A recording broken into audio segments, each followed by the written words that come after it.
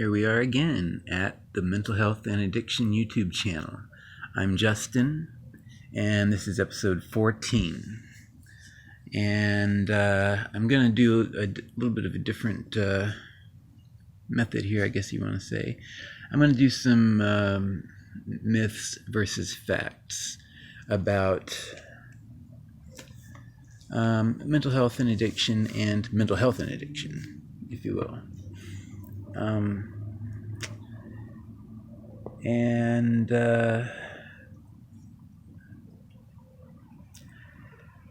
Something I wanted to go over, which I will go over in a moment, is going to be the drowning effect. I want to talk about that a little bit again. And life does not suddenly become easy or fair when you get clean. Life still takes a lot of work. And I swear to God, this thing makes me look like I'm really blurry in here. Oh well. So, myths. This is a myth that I've heard, and that I'm sorry, I'm blowing on that. Myth about some mental illness. Some people think that a mental illness in a gay person might be what made them gay. That is not the case. I believe that the confusion that some people might have about thinking that is that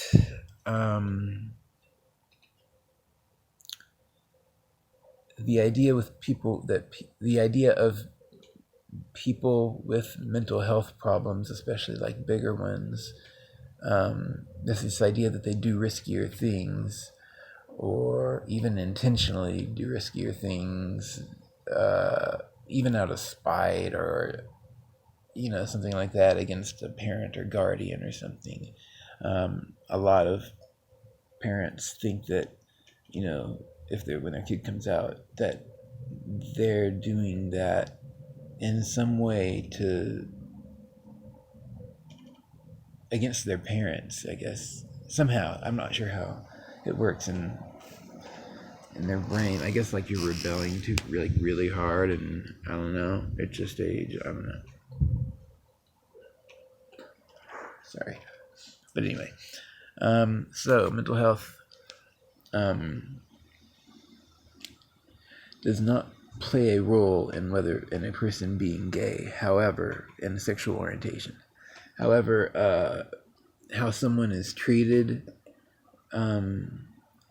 or even their fear about coming out, can play a role in someone dealing with some mental health problems, whether they're something that they can get through rather quickly.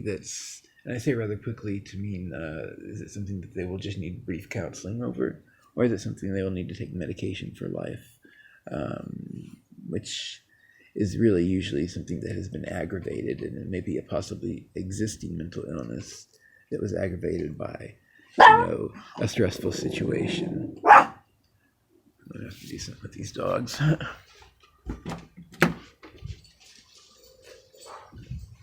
Anyway, okay, so I wanted to cover that. And as I was saying, it is not done out of spite against anyone, or it's not something that is intentionally done in any way. It's not about anyone else other than the person who is coming out in that situation there. When someone's coming out, it's not about anyone else. It's about them, and believe me, they're scared to do it a lot of times. And there's many environments in which, it's scary to talk about that. A lot of parents are, bringing their kids up still like as, very conservative, and saying it's wrong, people go to hell, stuff like that. Anyway, I'm going to get over that.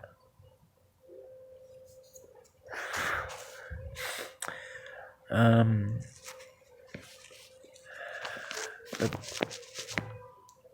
see. I'm sorry, I'm trying to get where I'm touched with. So this type of stigmatization is also used against mental health patients in many other ways, like the truth about like addicts and people with mental health problems. This is just another generalization that's not true. That they're only interested in stealing from you, or I don't know who they are anymore. I'll say no to those both. Uh, the person who you're talking about, who may be having mental health problems or addiction or both, feels simply feels like they may have learned who you are over there throwing shade whenever they're struggling, and that is how it feels. People like that need understandings. Okay, understanding. There is a myth that people should just quit, or there's other platitudes. I use that word, which defines the type of feeling that you can get from someone who says something like, "Oh, everything will be okay," when you're dealing with something that's really a crisis. That can feel platitudinous. So, anyway, the fact is, it is extremely overwhelmingly difficult to overcome addiction, post-acute withdrawal syndrome, which can last, 6 months, a year, something like that, sometimes a little less.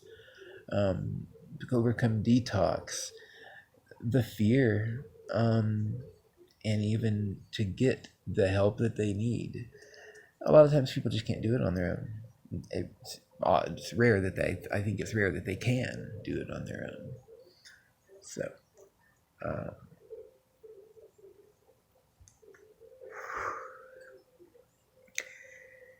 people who say platitudinous things, or may just kind of act like they know how hard it is, because I guess they know of it. you know, it's extremely difficult. I don't want to say negative things about people who are in this particular scenario platitudinous, but I'm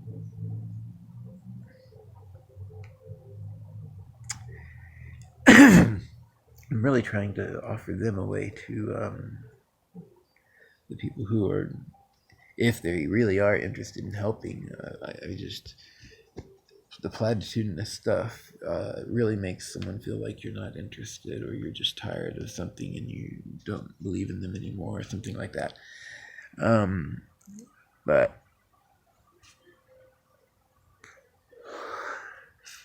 I often don't really believe it when people say that they know how hard it is, unless they've maybe been there before and recently, because humans easily forget, especially when it's something like so stigmatized, like a drug addiction or withdrawal or mental health recovery treatment. A lot of people are embarrassed of that, stigmatized. These stigmatizations inhibit people from seeking help. It's embarrassing to people, and they shouldn't be embarrassed, but society does treat them differently, and that's as part of stigmatization. 10% of people with borderline personality disorder do commit suicide. That's not try, that's follows through and does it. And that number increases a lot for those who suffer with addiction or another mental health disorder or other comorbidity, in addition to their borderline personality disorder. I have borderline personality disorder. And now I wanted to talk about the drowning effect, just again. It is basically when someone is feeling so desperate, suffering inside so much that they're really not able to appreciate or even care what they do or try, no matter how intense or ridiculous, illegal, unfair, suicidal it may be. It's the most dangerous time for, I'll call them the patient at this point, because a lot of people don't make it to the drowning point before giving up. So, the fact that someone is at a drowning point and maybe it seems like they're lashing out, but it cannot be ignored. Don't write them off. I'm sorry, I'm shaking a little bit. They need help. This is a very important time to communicate with them. They need to have someone that they can trust to communicate with, and they need therapy if they are in this point in life where they are doing things that are just outrageous, unlike them. Whether they're saying things, doing things, this is a drowning effect. This is what it's like when someone feels like they're drowning on the inside. And, there's nothing they can do on the outside anymore. The outside may feel like it's given up on them or all hope is lost. Their life will never be the same. Or they may feel that it's not worth living anymore, or that there's no hope, or there's no reason to live. There's many different. It can be very complex, the drowning effect. It's very complex. It can be very different for each individual, and it can look different, but basic underlying thing about the drowning effect is that it may seem like they're lashing out. It may seem like they're doing things and that are just ridiculously outrageous and is not like them.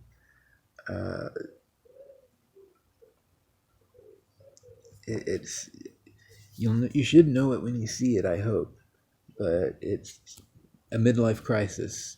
If it's intense enough, depending on what, some people just say they're going through midlife crisis. Those, bullshit ones aren't real. Real ones are where people are having mental breakdowns. That's when people need help. Okay. Myth. Addicts can and should pull themselves up by their bootstraps. I just want to point out that most of the time addicts and many mental health patients and mental health and addiction patients have nothing, no bootstraps with which to pull themselves up by. Often feel like they have no one and may actually have no one. Addiction is a disease and it needs to be treated like one. Addicts, like others who have a disease or a health problem, they need fair, quality medical and psychiatric health care. They almost never do something 100% by themselves without extreme trauma, having to go through that. Please help the people that you know and love who are going through things. Help them realize that they need help. If they don't realize it, they won't want it. They don't want it. For themselves, it's going to be hard for them to accept help and get it. They do need to realize it. So I guess I don't know what I really should say about helping someone realize it.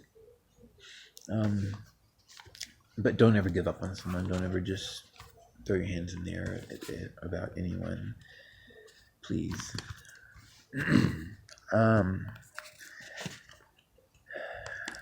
yeah. So addicts do need help, likely more than many other type of patients, because it's a disorder of the mind. Same with mental health, acute mental health issues. We truly need to really. This is just something that I think we could all agree with is we need to cut down on pollution and other toxic chemicals that are being pumped into our air that we breathe and probably in the water that we drink. You know, there's a lot more mental health issues. It seems like than there used to be. There certainly seems to be a lot more. No, Yogi. There seems to be a lot more instances of babies with autism and other spectrum disorders or other types of, I guess, if you want to use the term birth defect, or I'm not sure what you want to call it, but these things have been happening a lot more. So I think we can all agree that there's just no way it's not affecting our overall mental health collectively, and this world is not thriving or doing well at all, so it wouldn't hurt. Let's join the Parasite Accord again.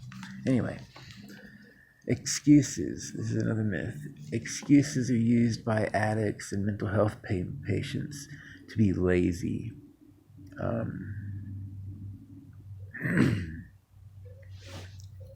Or, other generalizations such as that. They don't ever want to do nothing or something like that. Well, you have no idea what this addict that you're talking about or this mental health patient has been through or how they feel. The addicts themselves often don't even have the capacity to appreciate their own state of mind or their own need for help, basically. I've got some issues going on with my brain that, I didn't know about before my MRI. So a lot of people don't even know maybe why they have trouble thinking or processing thoughts or having memory problems. Like, I was wondering why I was having those things, and I still have them. And I'm not sure there's anything to be done. So, let me continue. Myth. If an addict or mental health patient is so tired of, or, feeling like X, like shit, or like, so tired of this or that, then why don't they just quit and just deal with the withdrawals and everything that goes with it, get it over with already, or just go to treatment, or just go to the doctor, or some other just do that they have in their mind that, should just, seems like that should be the way to go type thing. Well, addicts, everyone, addicts and acute mental health patients, all needs all the support from as many people, as much support as they can get, because they are often in times unable to just quit, because they often feel hopeless or scared. It's very scary to go through withdrawals, and especially by yourself. The withdrawals are horrible and scary and lonely. There's a lot of emotional stuff that goes through these physical withdrawals as well, but they are very intensely physical, and I wouldn't wish it on anyone. Any addict will need an incredible amount of emotional support, and being able to communicate is really key. Number one, with being able to be supportive and be an understanding too. That's very important. Don't make any judgments, please. Just give the person time when they recover to start talking to you about how they felt and stuff. It'll come out. Don't force it. And they may also need some financial support if that's possible. They may need to try to get on Medicaid or file for disability if necessary. If they are having, some disabling, problems, mental health issues, if they don't already have it. They need that, and they need definitely need to seek out some treatment if they haven't already. So, here's another myth. All mental health patients are basically the same and can often never really be normal or live a normal life, be happy, or and that's the same with addicts and with mental health patients. This myth, and anyone with dual diagnosis. These are all stigmas, right? By the way, myths. These myths are all stigmas, and that mental health and addiction patients can't have loving relationships. It's not true. With treatment and sometimes with medication, and I say we because I'm one of them, can and do live fulfilling lives, and it's important to never quit your treatment or your prescription medication when you're feeling fine. Keep taking it if you're feeling fine. That's how it works.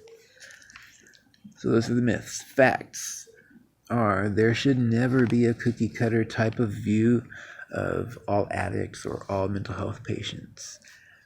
Each person has very different individual needs for the help or treatment which will be most appropriate for that individual's particular needs based on many different things. Different mental health diagnoses require very different types of treatment and still must be calibrated, exactly for each patient.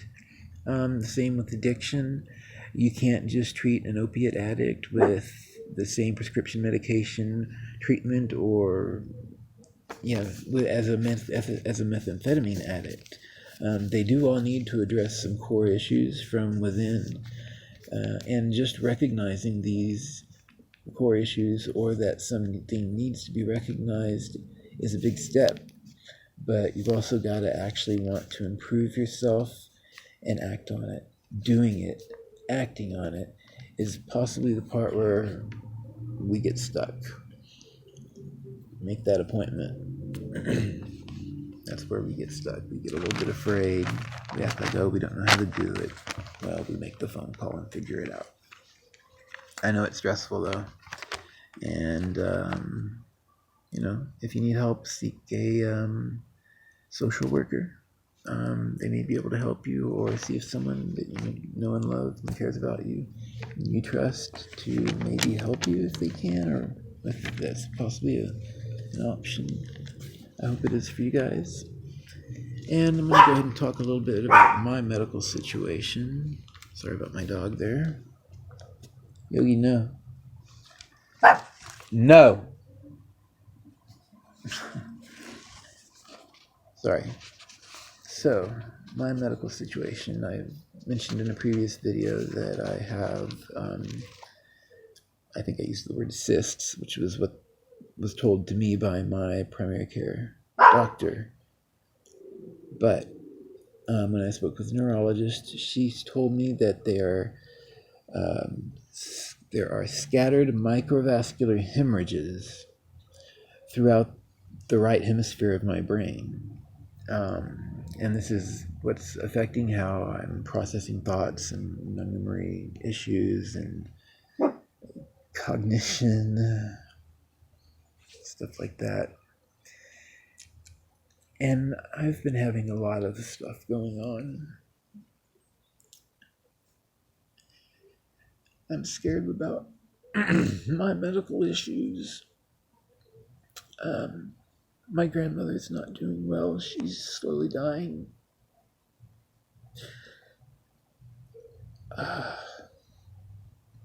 There's a lot of other stuff. But I've been feeling numb, but there's so much going on affecting how I feel, and I really just need to process some things, some serious things going on, like with family stuff, like with my grandma, um, and the fear I have about my own health, and my likely um,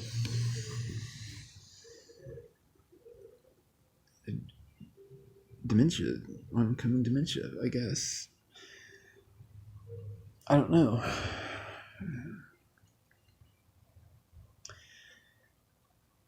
And I am a little bit afraid of what that'll mean for how happy I can be.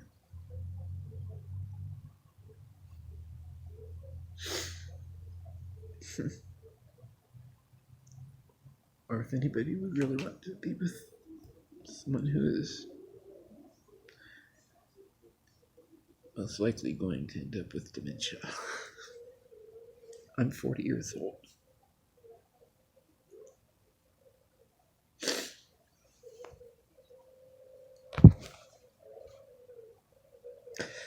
Thank you guys for watching the Mental Health and Addiction channel. Please subscribe to my video, and please share. I love you guys all. Thank you.